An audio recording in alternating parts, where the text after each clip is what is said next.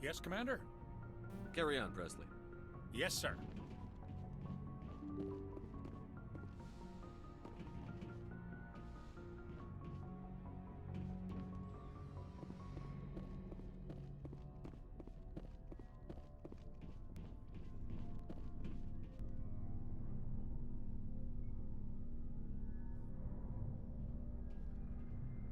Anything you need, Commander?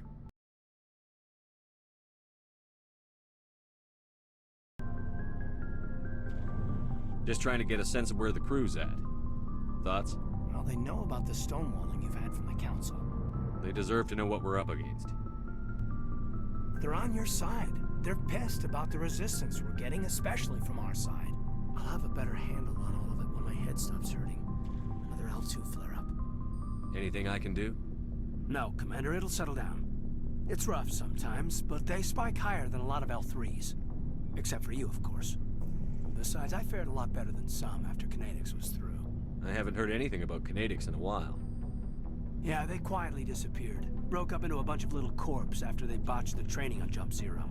After first contact, Kinetics was set up to track Element Zero exposures and develop implants for humans. Once we had an embassy on the Citadel, Kinetics could bring in experts instead of taking it slow. Is there some reason we couldn't learn it on our own? They didn't know where to start. Hell, it took a couple of years to even link biotics and EZO. Forget trying to get the kids to move stuff. They had trouble just helping them not break their own limbs. And their choice of teachers didn't help much. The only experts would have to be aliens. Dead on. Turians, actually. That's why Kinetics kept it a secret. They were afraid of what people back home would think, asking the Turians for help when we just fought a war with them. The Asari would have been more acceptable than the Turians.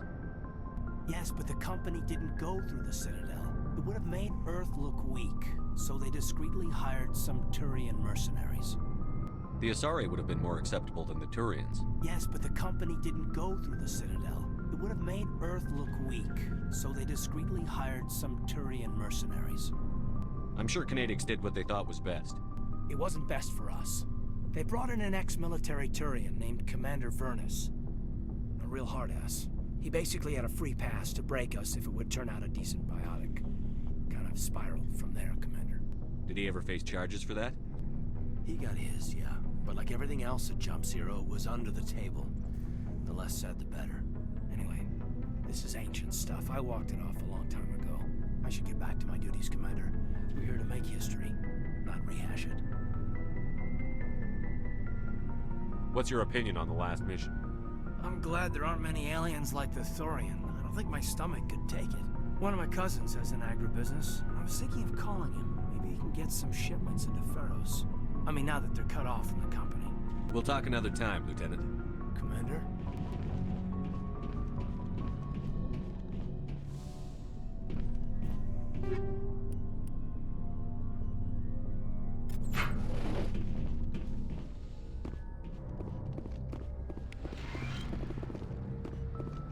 Yes, Commander?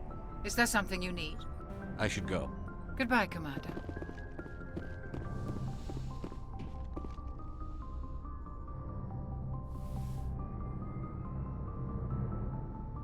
Commander, are you coming to check up on me?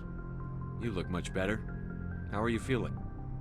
Dr. Chakwas assures me I am going to be fine. I was impressed with her knowledge of Asari physiology. You're in good hands. Dr. Chakwas knows what she's doing. I get the feeling you want to ask me something, Commander. Maybe we could pick up where we left off. You were telling me about your interest in the Protheans. Actually, I think I was talking about my interest in you, and making a fool of myself in the process. As I said, I am not used to dealing with people, especially humans. I did not really know much about your species when we first met, Shepard. I found it hard to take humanity seriously. Your kind always seemed so rushed and high-strung. We don't have the luxury of time. An Asari can live for 1,000 years. We're lucky if we hit 150. That is true. At first I thought that was a weakness of your species. After spending time with you and your crew, however, I think it may actually be an advantage. You humans are creatures of action. You pursue your goals with an almost indomitable determination. It is an admirable trait, but also an intimidating You're one. scared of us? Unfortunately, the rest of the galaxy sees humanity as something of a bully.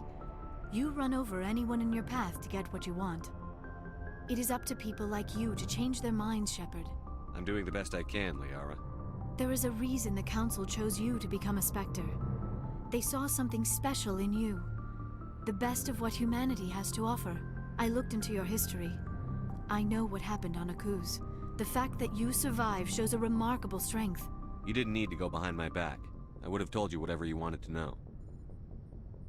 I apologize, Commander. After our last conversation, I was afraid I would say something stupid again. I wanted to know more about you. To understand what made you into the man you are. There is something compelling about you, Shepard.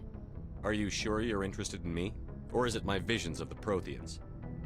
I admit, your connection to the Protheans had something to do with my initial interest, but it has grown beyond that. You intrigue me, Shepard, but I was not sure if it was appropriate to act on my feelings. I thought there might already be a relationship between you and Chief Williams. I care about Ash. A lot. I thought so. Still, I feel as if there is also some attraction between us, Shepard. You're right. There is something between us. I knew it, and I knew you felt it too. But does this not seem rather strange? Why do I feel so close to you? We have only known each other a short time. We are from two different species. We have almost nothing in common. This makes no sense. These things never make sense. They just happen, and we get swept up in the storm. You make it sound so chaotic, so dangerous. I'll keep you safe. I am not looking for a protector. This is all a bit overwhelming. I am not used to this. You. I need some time. Take all the time you need, Liara. I'll be here. Thank you, Shepard. Let's just talk about something else for now. I should go. Goodbye, Shepard.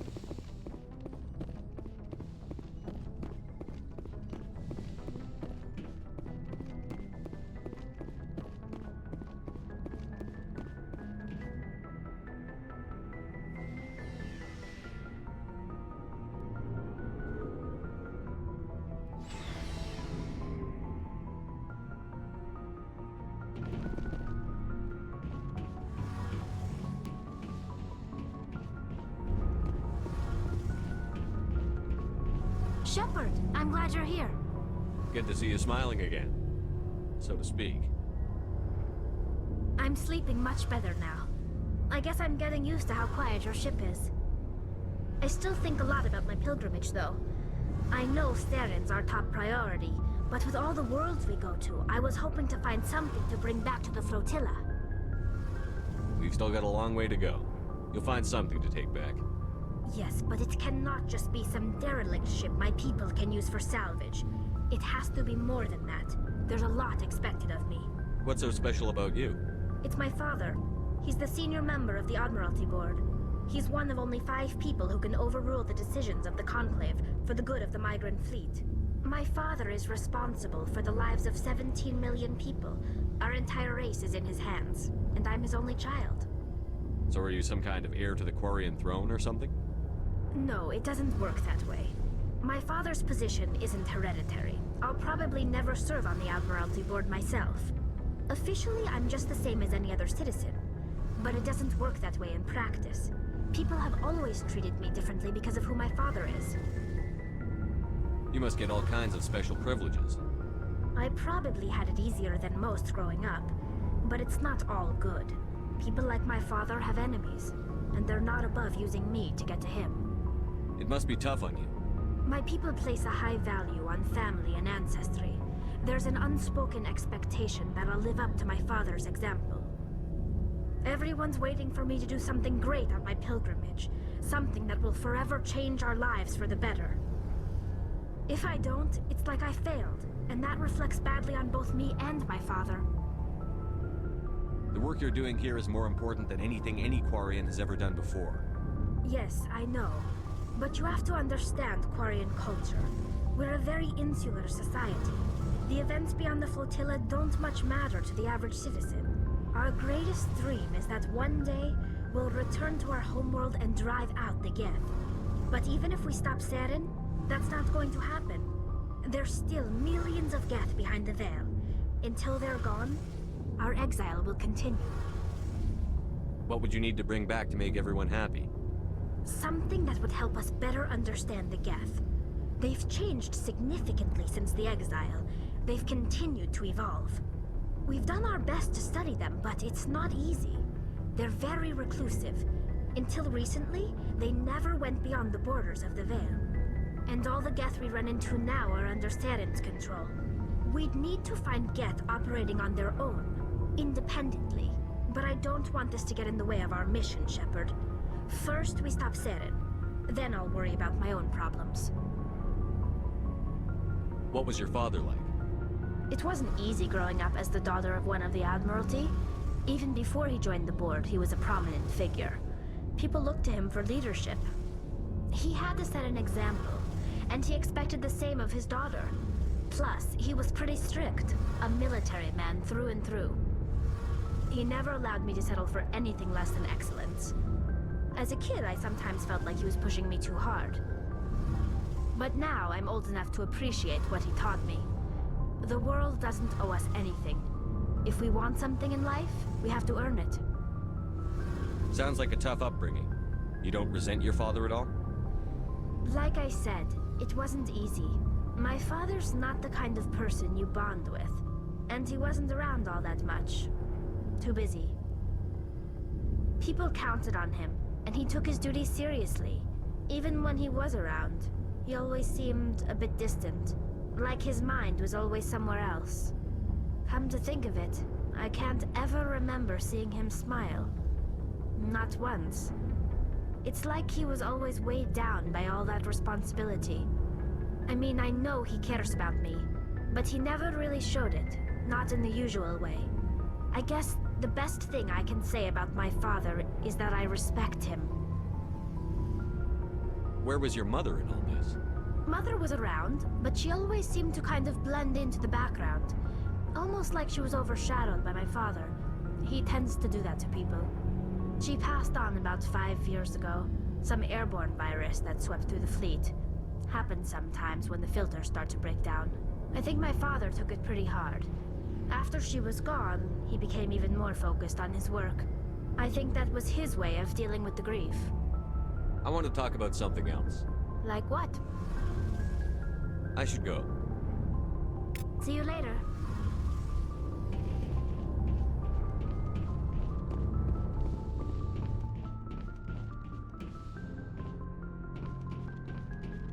Looking for supplies? Let's see what you've got. You bet, Commander.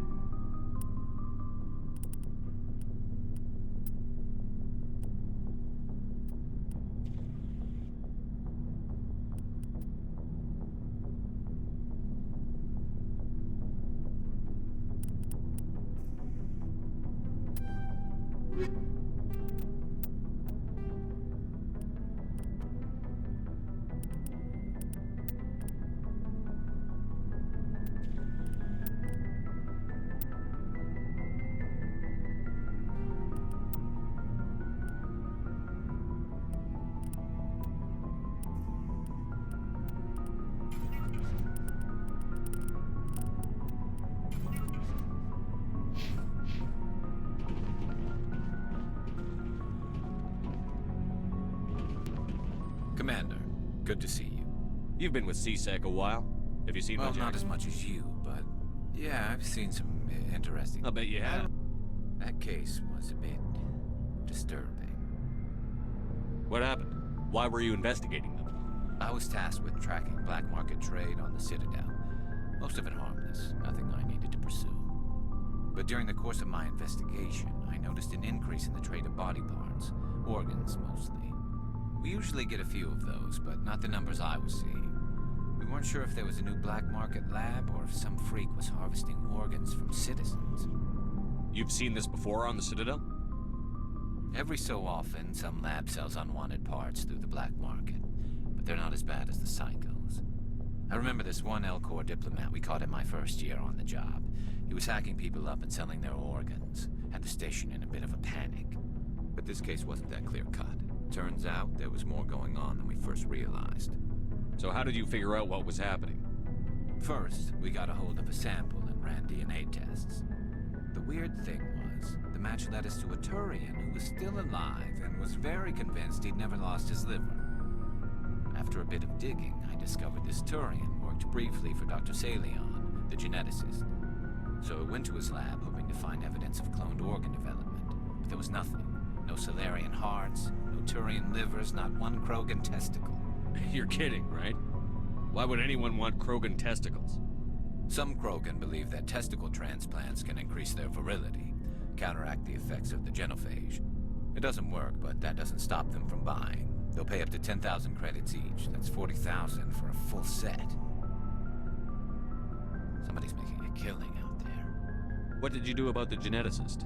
I brought in some of his employees for interrogation to see if I could get them to talk. While I was interviewing one of them, I came across something suspicious. You mean threaten? Was that really necessary? Maybe, maybe not. Either way, it paid off. One of my detainees started bleeding profusely during the interview. We offered to patch him up, and he got frantic, freaked out. I ordered a full exam to find out what was going on. Our medics found incisions all over his body, some of them fresh. That was our big break. These people weren't just Dr. Salion's employees. They were test tubes. Walking, living test tubes. He was growing parts inside these people? Exactly. He cloned their organs right inside their own bodies. Then he harvested them and sold them off. Most of the victims were poor. He'd pay them each a small percentage of the sales, but only if the organs were good. Sometimes an organ wouldn't grow properly, so he'd just leave it in them. Most of them were a mess, but only on the inside, hidden so nobody could see it. I hope he got what he deserved. That's the worst part. We never caught him. Why not? What the hell happened? He ran, blew his lab, grabbed some of his employees, and headed for the nearest space dock. By the time I found out, his ship was already leaving. He threatened to kill his hostages if we tried to stop him. But you went after him anyway, right? I ordered Citadel Defense to shoot him down, but CSEC headquarters countermanded my order. They were worried about the hostages, worried about civilian casualties if the ship was destroyed so close to the Citadel. I told them those hostages were dead anyway. He just used them to make more organs, but they wouldn't listen. Well, it's not worth the risk. You pursue the vessel and disable it. That's the best choice. They sent the military after him, but he got away just the same. Yes, they did. I went to Palin and told him what I thought of him and his policies. He said if I didn't like it, I could quit. Well, I almost did. All they had to do was disable that ship, stop him from running. Maybe the hostages die, maybe they don't, but at least we stopped the bastard responsible for it all. If you don't care about the fate of those hostages, then you're no better than he is. You're just a terrorist with a badge. Yeah, maybe you're right. It doesn't make it any easier, but I see your point. Just wish I could have stopped him. That's all. Do you have any idea what happened to Dr. Salion? I sent out feelers from time to time, hoping to find something. I thought I'd found him a while back. He changed ships and changed his name to Dr. Hart, his idea of a joke, I guess. I told the military, but they weren't convinced it was him. I got the transponder frequency for his new ship, but I just can't get anyone to check it out. I'll check out the coordinates when I get a chance. I was hoping you'd say that, but Commander, take me with you when you go. If it's Salion, I want to be there when you find him.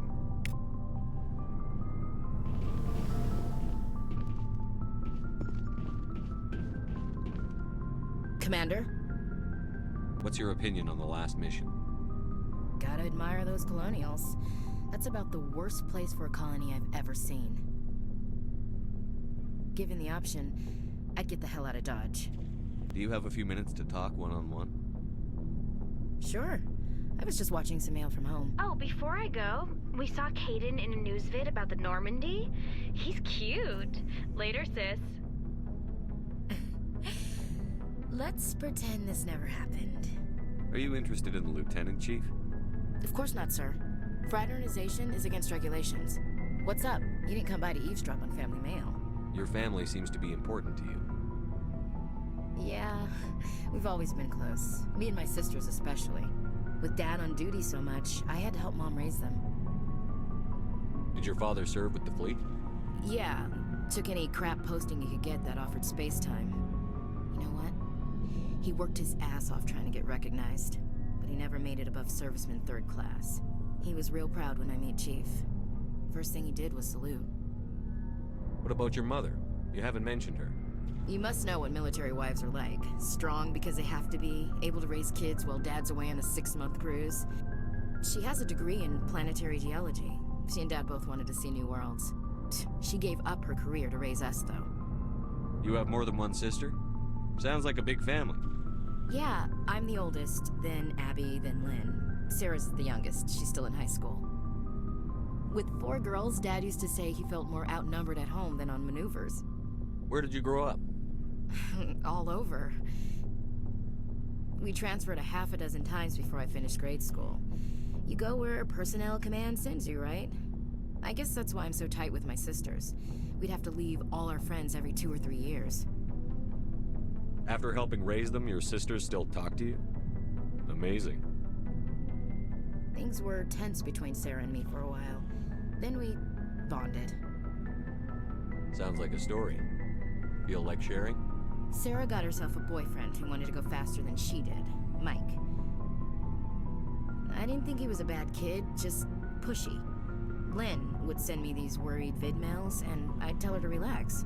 Where were you when this was going on? I was on active duty. Sarah's graduating high school this year. This was only a couple of years back. They were on Amaterasu. At the time, I was assigned to Chernobog. Same cluster, but a dozen Hellwire away. Close enough to talk regularly, too far to make it back in an emergency. I couldn't afford a fast packet flight. If he really liked her, he wouldn't be pushy. Yeah, of course. If he didn't ask at all, I'd wonder if he thought Sarah was ugly. Damned if you do, damned if you don't. Mike thought they'd go for a romantic walk in the woods, because he figured it was past time they did the deed.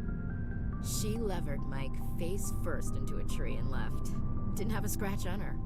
Good thing Mom and Dad had us all learn some kind of self-defense. I took emergency leave and walked Sarah to school for a few days. Why didn't you tell the police? She said it wouldn't solve the real problem, and she and Mike would both become household names. It was a small colony. I said it was her call to make, that we should let her do it her way. Mom was pretty pissed about that. You said all of your sisters learned self-defense? Lynn did pistol practice, but didn't like it. She's kind of nervous. Sarah took Aikido. Abby decided to learn the sword. She always was a little weird. Likes big skirts and tops you have to tie her into. They do great things to her figure, though. So, what did you learn? One of Dad's friends taught me Marine hand-to-hand. You traveled all the way home to walk your sister to school. It was only a dozen light years, like a day's cruise. It's not like I was going to Earth or something. My last day out, Mike was waiting for us. Sarah had told her friends, so everyone at school knew what he did. He wasn't happy. I wanted to snap him in half, but Sarah gave me this look, this let me handle it, I need to do this alone look. She kept her cool, God bless her, as he screamed in her face. She just let him vent. Then he tried to punch her. I swear, she just flowed around him. Next thing I knew, he's face down on the sidewalk, and there's blood everywhere. That's unbelievable. Sarah must be as good as you. Better. I'm more or less a straight-up puncher.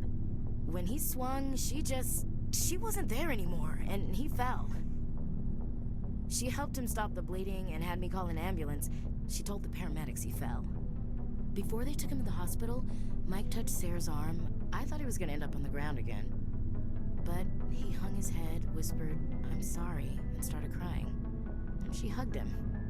The Williams women are a decisive bunch, Commander. We do things when we're ready. Not before, not after. Your sister's something else.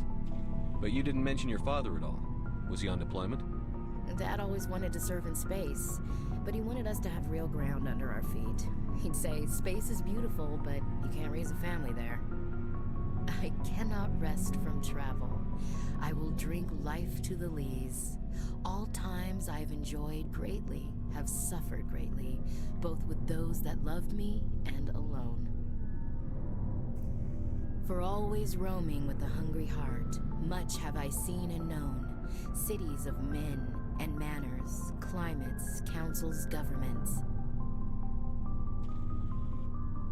I never thought I'd hear you reciting poetry. Just because I can drill you between the eyes at 100 meters doesn't mean I can't like sensitive stuff. Just don't spread it around. Ulysses was my dad's favorite poem. Every time he shipped out, he recorded me reading it. He had a dozen versions when he retired. Does he still like it? I sure hope so. I read it to his grave every time I go home. Dad passed on a few years back. He's probably still watching, though. You mean from wherever we go after death? Dead on, Skipper. He's with God now. That's not a problem with you, is it? That I believe in God? You know that old saw, there's never an atheist in a foxhole? I've been in a lot of foxholes. Yeah, I guess you have. I've met a few people who were really weirded out by my faith. Because I work in space, I can't believe in a higher power? Jeez. Hello, have you people looked out the window? How can you look at this galaxy and not believe in something? I should get back to my duties. Didn't mean to take up so much of your time. Dismissed, Chief. Sir. What do you want, Shepard? Why did you become a mercenary? Lots of reasons. Such as? Such as, I needed to get out of our system. I needed to eat. I needed to survive. Why not stay and help your people? I tried to help. That's why I had to leave.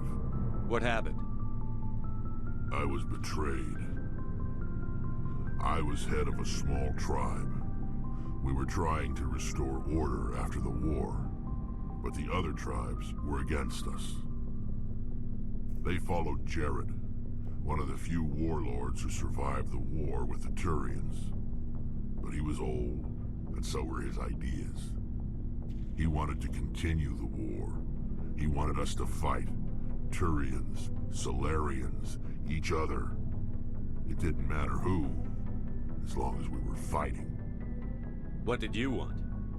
I just wanted Jared to shut up, to stop his ranting.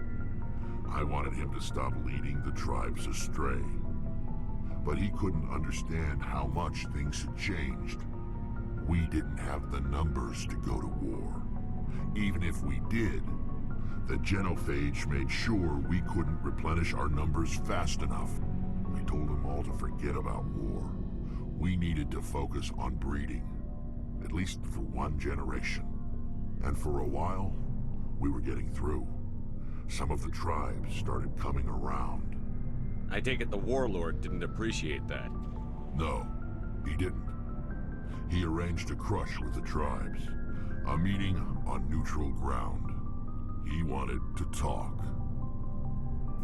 We met at the Hollows, near the graves of our ancestors. The skulls of our dead laid bare to remind us where we come from, and where we all go.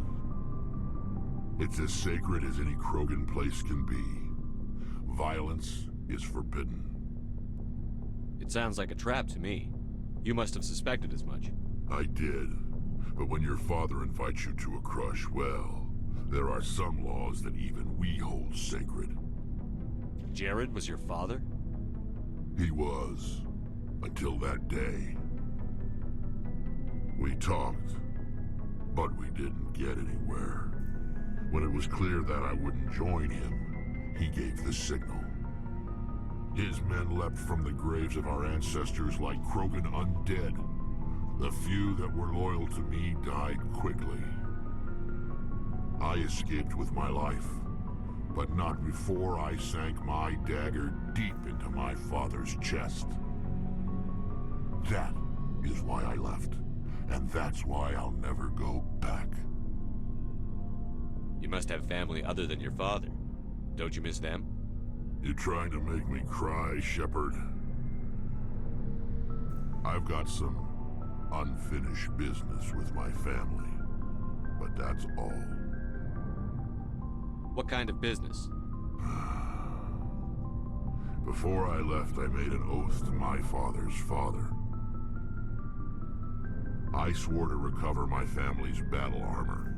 It was taken from him after the uprising. What's so important about this armor? It's a relic. Useless, really. But it was worn by 5 generations of my family before the war. It's rightfully mine. Originally, it was taken by the Turian military. We weren't allowed armor or weapons after the war. Now, it's in the hands of Ton Actus, a Turian scum who collects relics from the war.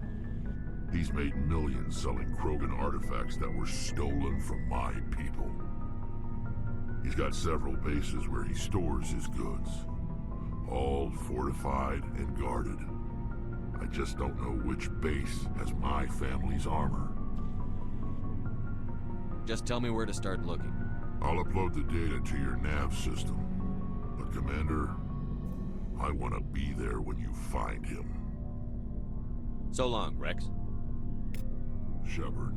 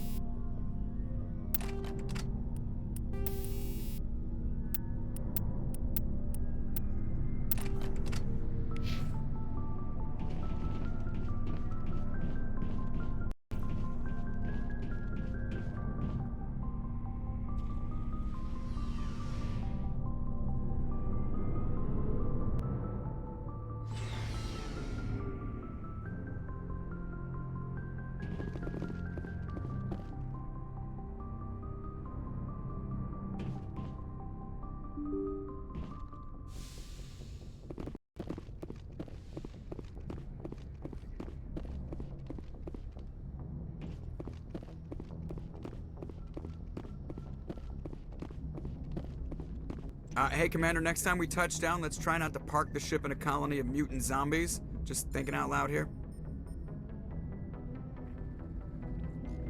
How's the Normandy performing? Is she everything they said she'd be? She's the best ship in the fleet. Balance isn't what... The Normandy's probably too much ship for your average... I have to go. All right, see ya.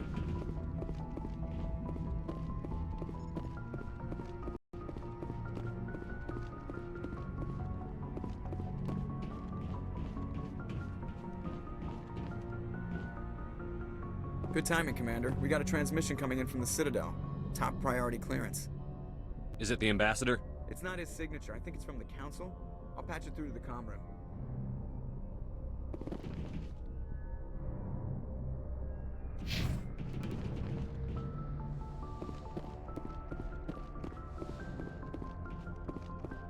Commander Shepard, we've received information that may be critical to your mission against Saren. I'll take all the help I can get. We've received an urgent message from one of our infiltration regiments in the Traverse. You mean spies? Spectres tend to attract attention, Commander, but they are only one arm of the Council. Special task groups are often a better option for monitoring developing situations. We currently have several infiltration units scattered throughout the border regions of Citadel space. This particular unit was gathering intel on Saren. What did they find? Unfortunately, the message we received was little more than static. The infiltration team must be in a situation where they can't set up proper interstellar communications. But the message was sent on a channel reserved for mission-critical communications. Whatever they were trying to tell us, we know it was important. Considering your interest in Saren, we thought you might want to investigate this. Find out what happened to our team. The signal originated from the planet Vermeer. I'll look into it. The Council prefers not to become involved in the specifics of Spectre activities. We only want you to be aware of all your options, including Vermeer. Good luck, Commander Shepard. We will keep you advised if we learn anything else.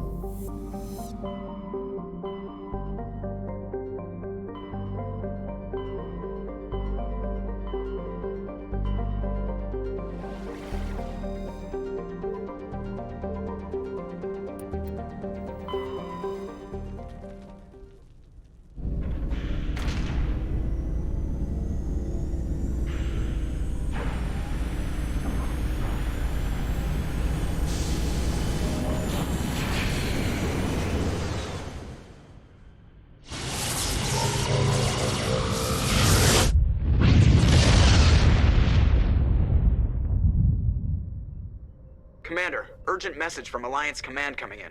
I'll patch it through. Shepard, this is Admiral Hackett from Alliance Command. We've got a situation here, and you're the only one that can handle it. What do you need, Admiral? There's an Alliance training ground where we test weapons and technology in live fire simulations.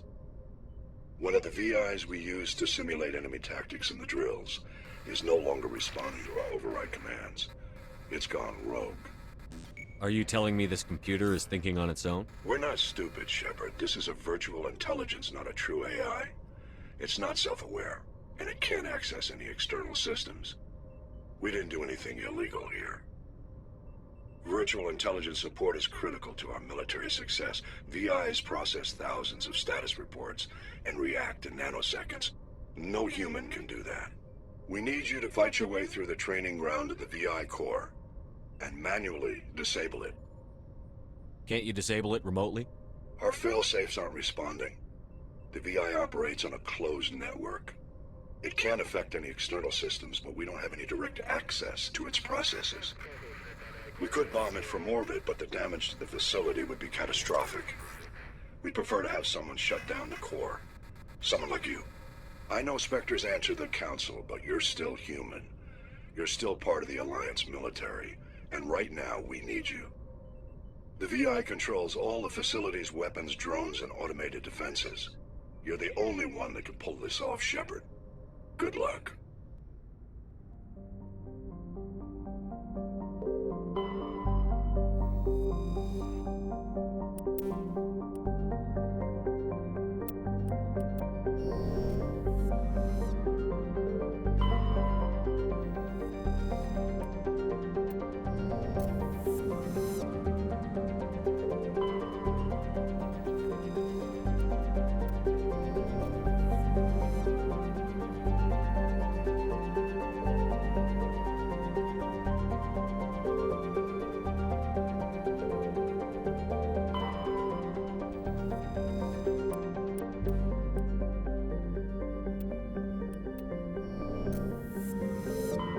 Message coming in.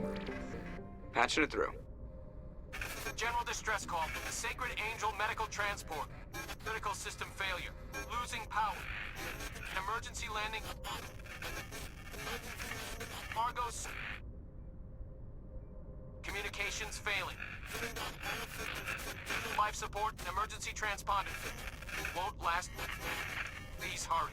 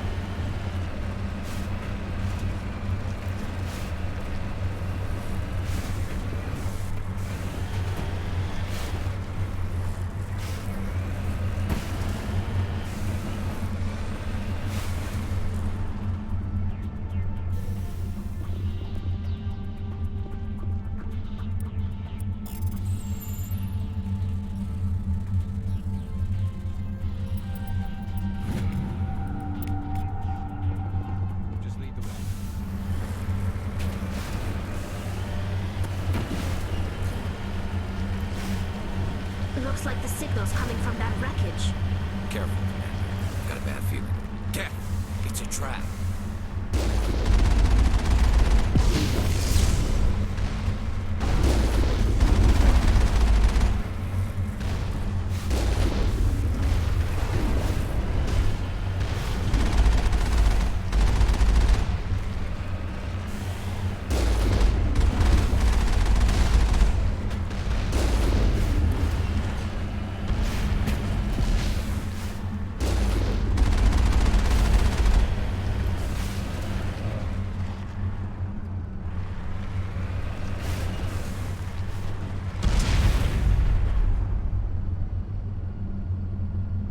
Heading to position.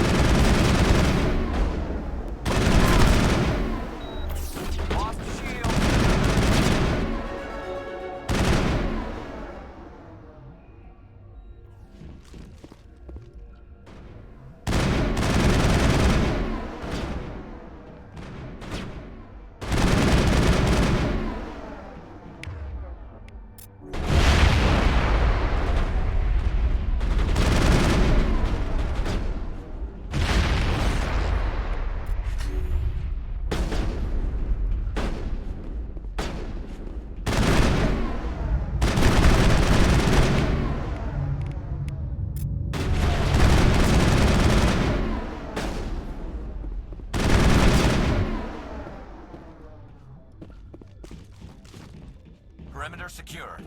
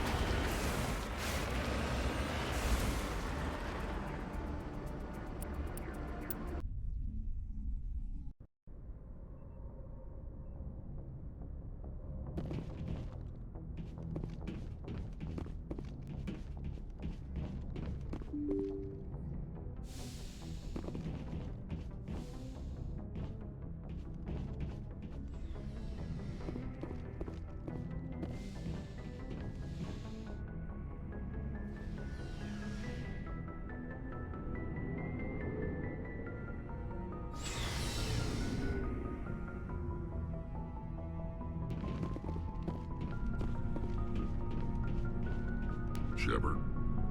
Rex, I think I found your armor. Let me see. Damn. This is it.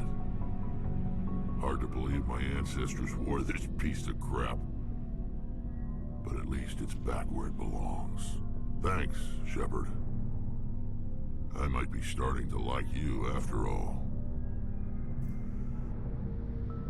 You getting soft on me, Rex? Just because I like you doesn't mean I'm